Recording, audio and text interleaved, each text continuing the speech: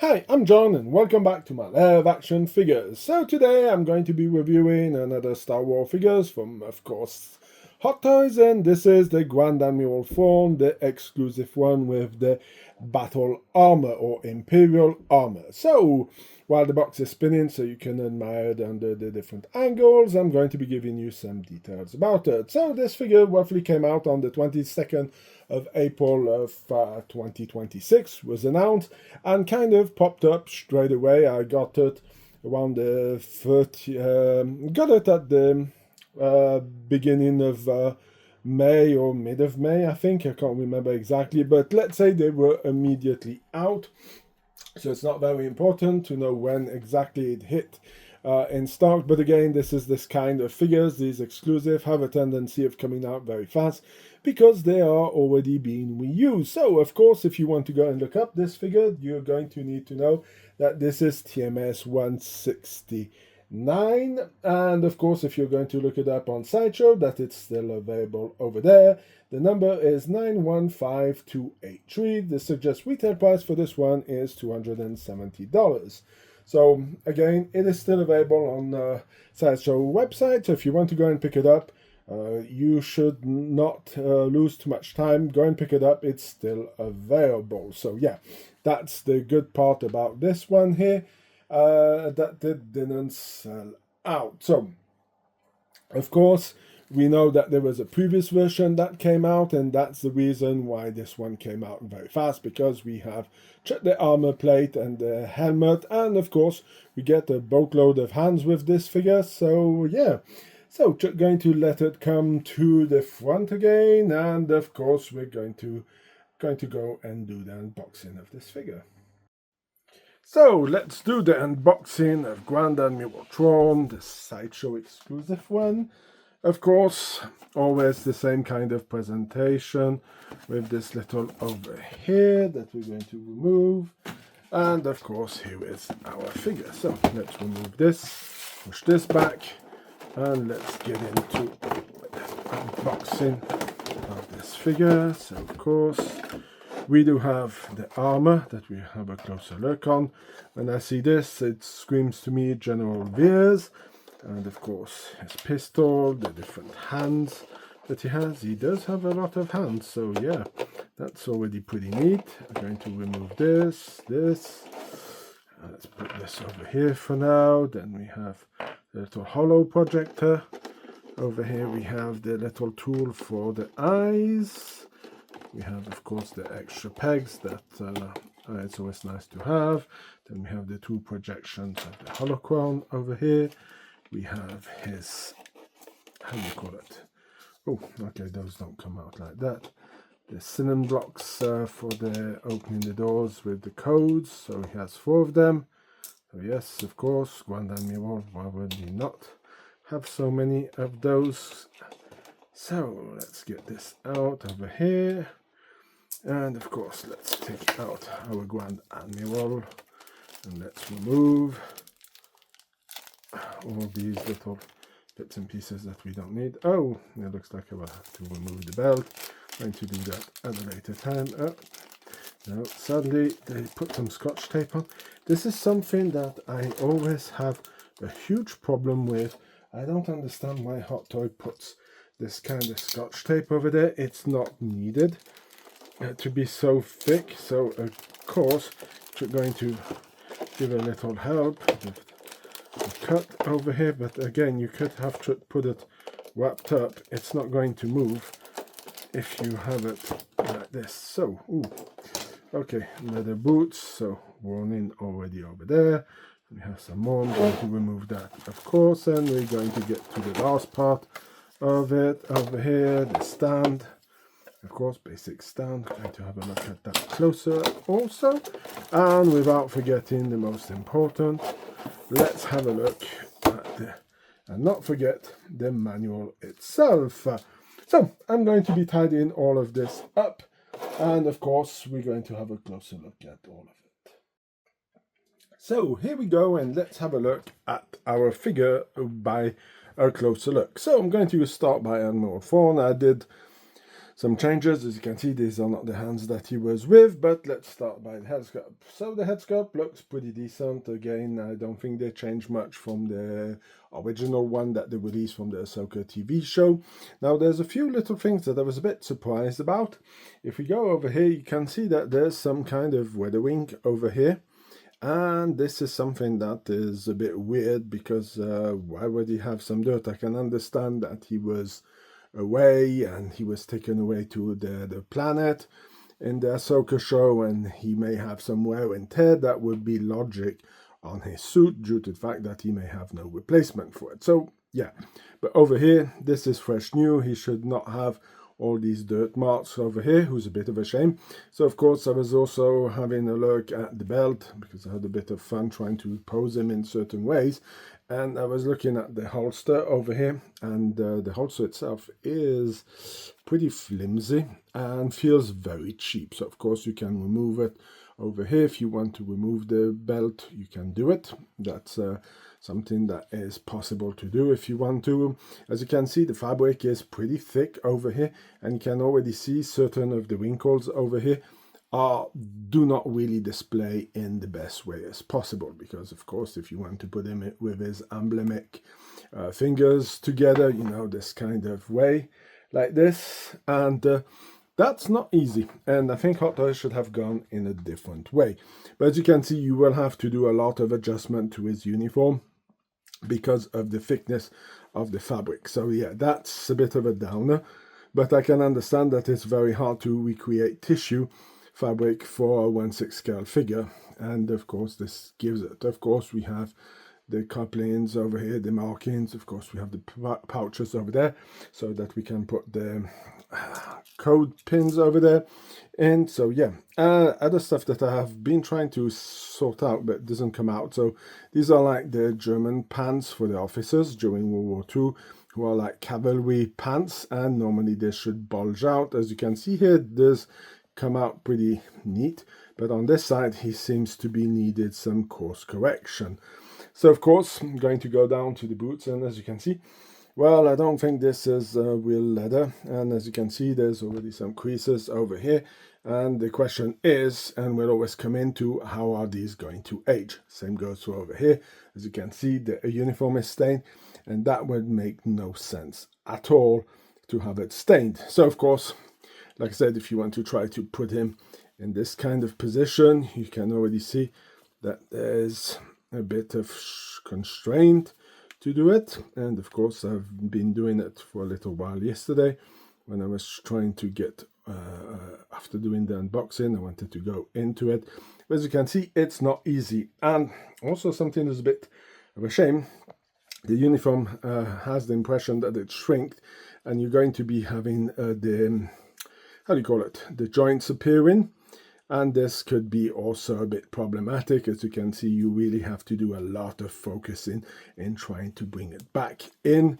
So that is something that is a bit of a shame. I would have preferred that they would have gone on to the hands being connected together and should put him in that way. And you should clips the hands in the same way that they did the Medicom figure for Darth Vader, with his arms crossed, the way you see him at the end of Revenge of the Sith when they're looking at the building of the Death Star. That's something that it worked for them, so I don't understand why they didn't go with it, and you should clips in the hands. So of course we're going to remove the head because it has the eyeball. So of course you're going to recognize this is a system that you have with Padme. You also have it with training the Padawan Ahsoka. And of course we're going to be having a closer look at the inside of the head. Let's see, let's hope you can see. So over here you have the little parts over here that are used to move the eyes around. Again, personally, I don't think it's that interesting. The fact that the head is pretty pushed back over there, it does work pretty well. And as you can see, there's some magnets, and you're going to be understanding very fast why we have magnets over there. So, of course, you should put it back on, and you have to, of course, listen for the little clips when it gets back on. And this is the part where it's always very tricky to do, because it has to be very well aligned, and as you have two moving parts when you're trying to put it in, it can create some issues. Now, going to go on to what's the most interesting is, of course, the armor, because everybody who sees this and the helmet is like, yay, we're getting our General Veers. So I was mucking around with it yesterday. So it just clips in over here, and I'm not very convinced about the mechanism. As you can see, it clips in, holds in. When you put it on the uniform, be putting it on afterwards, you do have a bit of a issue with trying to close it, and the way it clips in, the way it comes off, seems to be something that's going to be excessively fragile. And this is something that you may want to watch out when you're going to be using it, that you really have to watch out when you're doing it, because this could break. So maybe what I would suggest you to do is, when you have this pulled out, clips it in and have it kind of holding, but don't close it when it's on the uniform. That's the best way that I found to put the figure. Of course, here we have our helmet, and like I said, you can already see the ATST driver or General Veers coming out. So that's something who's pretty neat, and as you can see, it's also pretty well attached over here, so it stays in place. Now, of course, the rubber band over here, or the elastic over here, will maybe use over time, and this is something that you will have to watch out. So inside, as you can see, these are not really protections, these are magnets, and there's a bit of tissue on it, a bit of fabric, feels like. And this is because when you put the head of Thrawn in here, it is magnetically attached, so that it prevents from moving too much. And this is pretty good because they covered it up, so that means you're not going to scratch the head sculpt.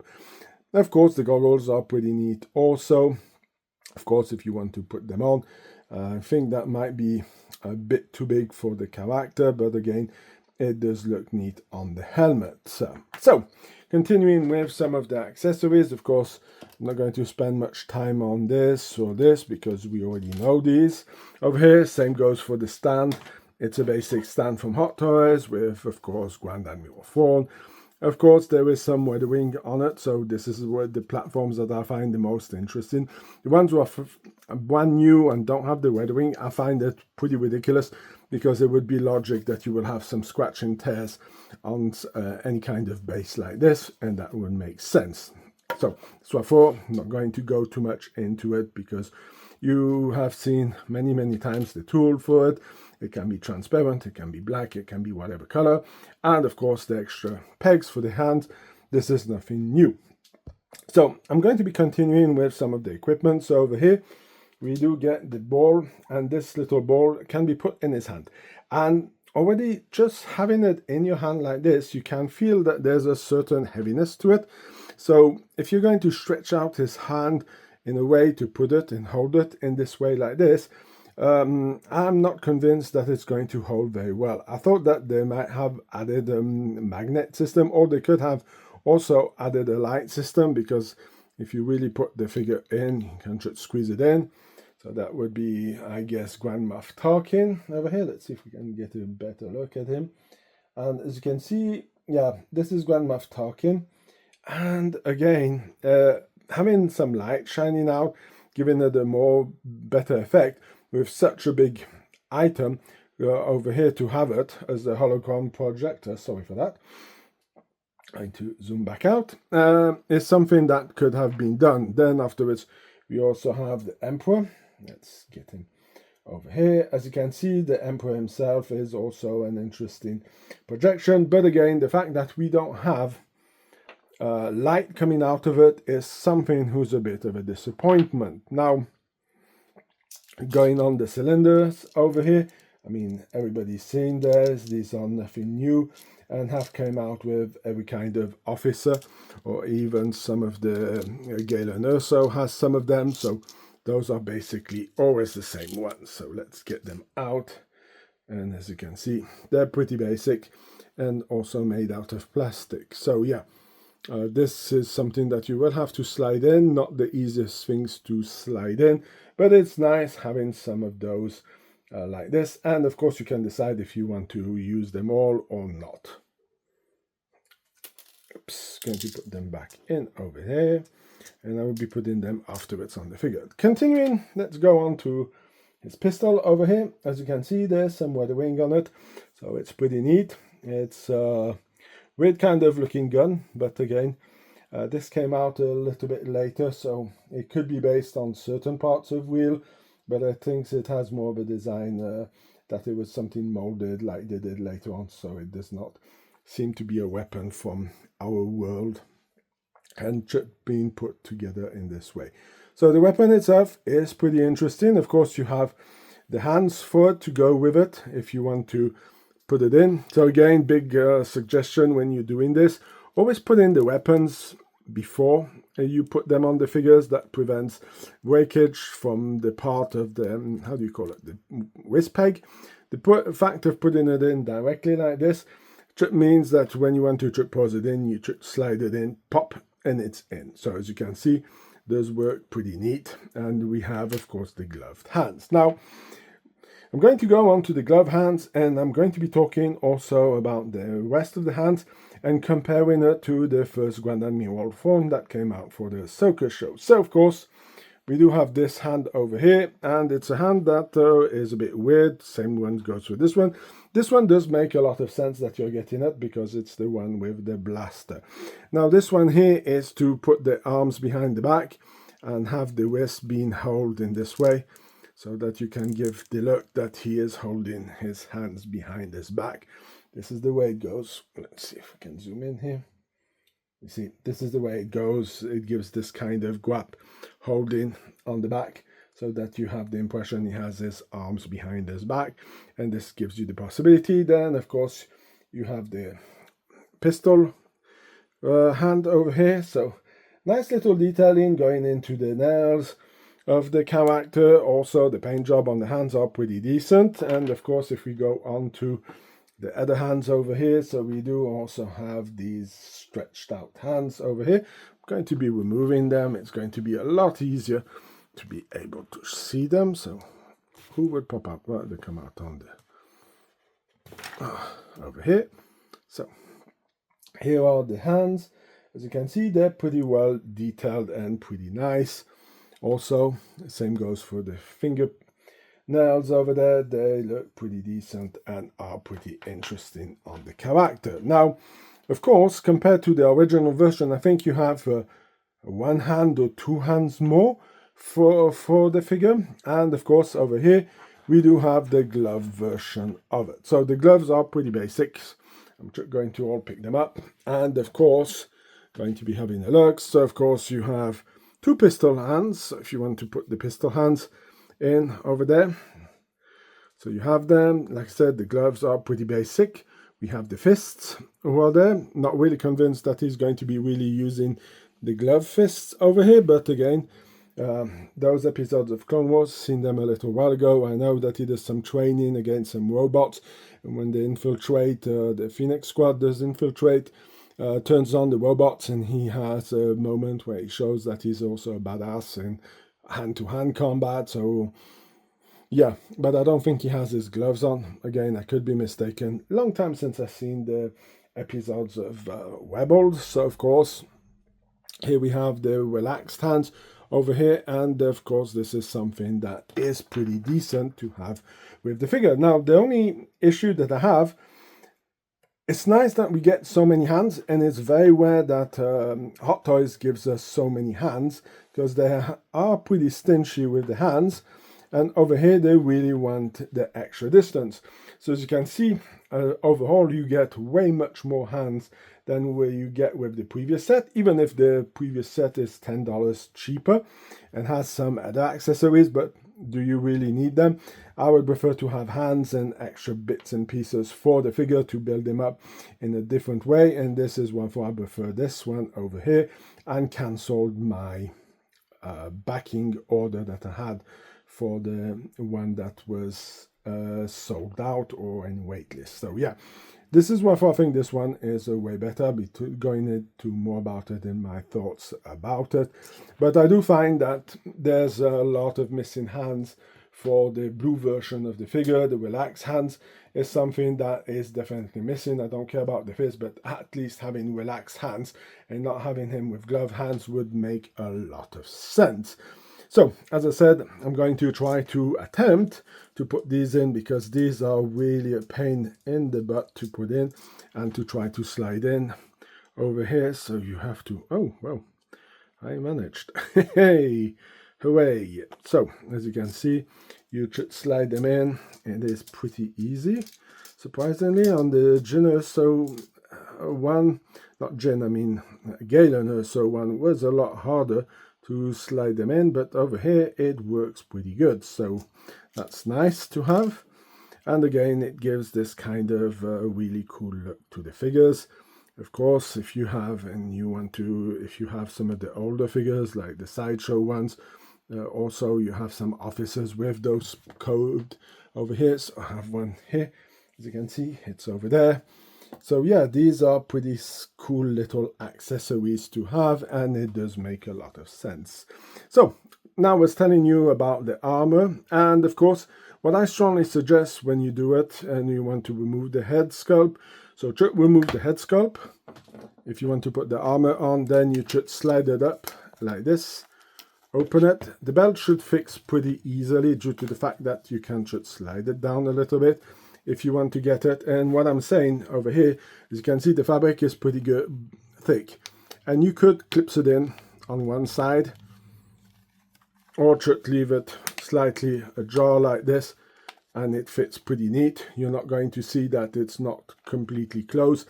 Again, like I said, the fact of closing it and opening it and closing it is something that I strongly would not suggest to do, because I think this could create some issues and have some breaking problems. So of course the helmet, like I said, easy. As you can see, the fact that it has a magnetic attach gives you a pretty cool look onto the figure. And like I said, don't try to close it, just have it like this. Your arms are anyway going to come over it and cover it, so you will not see the parts over here. But as you can see, the fabric is pretty thick, and you will have to go around really out of your way to try to clip this one in. And this is why I strongly suggest to leave it like this. It looks pretty good. So yeah, now what I'm going to do, I'm going to finish gearing him up.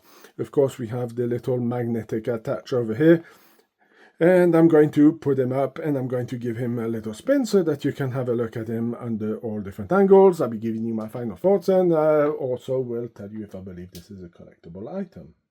So, sorry, I'm quickly back because I forgot something. The most important thing, the manual over here. So as you can see, this is the different explanations that you have for how to put it in the holding hand. As you can see, it is pretty big in totally disproportion. This seems to be something that would fit more on a table than onto his hand. Of course, this is what I was telling you about the hands, to be able to give him this grip, the magnetic attach, and how to make the helmet look on the figure. Of course, it tells you also about how to put, of course, the armor on and removing the head. Just doing it the other way around could be complicated. Then, of course, we have the different positionings with the eyes, and of course the outfit is non-detachable because you have to be careful and you might damage it. So over here you do have how to put the pistol in and the holster over there, so not much going on, and where to put, of course, the cylinder codes into his pocket over there. So yeah, this one does not have much thing that you need to learn about, but you would get it a lot without it. Anyway, let's go on to the final spin and of course my final thoughts. So, I know that I said that I was going to gear him up with his armor and to give him a final spin, but then I had an idea. Said, why not go and pick up my Thrawn, because I knew where he was. The one that came out a long time ago in the galaxy not so far away. Of course, because this is the one that Sideshow made. So I decided to stick on the armor on the Sideshow one, and decided to pose him a bit differently so you can admire him in different angles. So let's talk about is this a collectible item, and of course which one is better, this TMS 169 or the TMS 116. So be talking about that, be giving my final note on the figure, and of course my final thoughts. So let's start by the collectible value of this figure. Due to the fact that it's an exclusive version of the figure, I would say yes, it does have a collectible value due to the fact that there was 2,500 pieces made worldwide. Again, big problem with that acknowledgement is the fact that we do not get any certificate with the figure, and it's something that I strongly think that Hot Toys needs to correct, because I strongly would like to know which number this one is out of the 2,500 pieces that they made, and this is something that would be really useful. So yes, this is a collectible item. Now, getting on to my note out of 10, I'm going to be giving this figure a 7 to 8 out of 10. I do have a few issues with this figure, and I really don't understand why they didn't do it. I quickly want to rewatch also some Clone Wars, not Clone Wars, I mean Rebel episode where he appears, and I did talk about it when I was doing the unboxing, and was right about it. There could have been some extra accessories, and of course in my final thought I will tell you which is the winner between TMS 169 and 116. So now, to get into my final thoughts, why did I give this note as low as that? Well, I can understand that the figure itself is pretty great, comes with a lot of hands, the hologram projector over there, who's based on his office, and not a handheld one like they try to put it in the manual, is something that I would have not liked to see. And in the cartoon, when he's going against the rebels on the planet that I have a blank of course, if you know it, you can put it in the comment section, or we'll add it in the description of it. I think it has something really based with Camelot, with so yeah, don't have it on the top of my head. But anyway, let's get back into this. He does have a pair of binoculars, and the fact that he's going on the battlefront would make sense that he would have had a tablet, who would have been very useful instead of getting this hologram projector that does not have any light up in, and could be big enough to put a light up in it. The other reason why I'm not very happy about the accessories that come with the figure is also, as you can see, the holster here would be the same for the other version of it, but you can see it's really tight, really pulling, and of course this is fake leather, so over time we're going to have some issues with it, and it can really start peeling off, and that's not something that is really great. I'm not a fan of the fact that there is some weathering on the uniform. I would have preferred a pristine, clean uniform, and I also do think that it's a bit of a shame that we get certain glove hands like Relax and the Fist, and we don't get them in the blue version or the ungloved version of the figure. So that's a bit disappointing for the figure itself. So now that would be it for my final thoughts. Now, what about which one is the better figure? Well, I would say the TMS 169, who's this one, is way superior than the one that came previously out. I know that it doesn't have every accessory that came out with the previous one, but it does have extra hands, who is something that I highly appreciate. The extra accessories, I was able to purchase them from a shop in the US who sold the bits and pieces loose, due to the fact that the figure was not the best-selling figure out there. Of course, it was me trying to bid against Sideshow, and I had to join the waitlist for getting him. And before my waitlist came true, well, of course, this one came out, so of course I canceled my waitlist, because don't need to have two of these guys in my collection. But I definitely would give the TMS 169, who is this one, way better than the previous one, who was only $260. And of course, it doesn't really matter that the figure came out at the end of beginning at 25 or the end of 2024. It is basically the same figure that you're getting here. So yeah, really, if you want to go for a figure, go for this version of it. forget the other one. If you're interested and you want to know where I purchased the figures for the extra accessories from, if you want to complete this Thrawn to go with it, yeah, like I said, for $10 difference, the armor, the extra hands compared to what I'm losing on the other one, it's not that much. And like I said, I could pick up for, I think it was $30 or $40, if my memory serves me well, the different hands who didn't come with it, the tablet, the table to put the Imperial Star Destroyer, the Star Destroyer hologram. So yeah, at the end of the day, I still think this one is a far superior version to the other one. So, let me know, did you purchase this figure? Are you planning to purchase this figure? Of course, you may want me to do a comparison or do a review of the Sideshow one.